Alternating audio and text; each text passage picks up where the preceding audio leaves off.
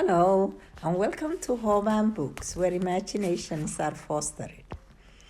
This book is called Ribbon Rescue. As soon as her grandmother finished making the ribbon dress, Gillian put it on and ran out into the front yard. A man came running down the road. He was dressed in fancy clothes and he was yelling, "I am late, I am lost, I am late, I am lost. I'm going to miss my own wedding." "Wait," said Gillian, "let me fix your shoes." She tore two ribbons off her dress and laced the man's shoes with them and tied them into big bows. The man said, "Thanks, I might be late, but I will look fine."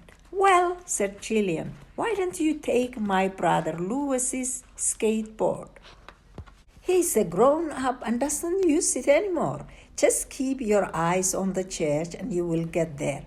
"Thank you," said the man. "I will bring it back as soon as the wedding is over." Then a lady in a fancy white dress came running by. She was yelling, "I am late, I am lost, I am late, I am lost. I'm going to miss my own wedding." "Well," said Gillian, "at least I can fix your hair."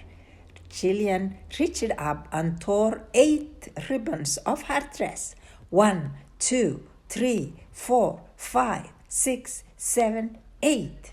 Then the lady bent down and Gillian fixed her hair into 4 enormous ponytails.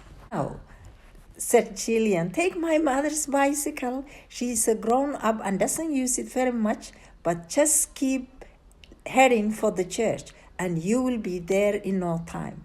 "Oh, thank you," said the lady. "I might be late, but at least I will look okay." She gave Gillian a hug and rode away on the bicycle.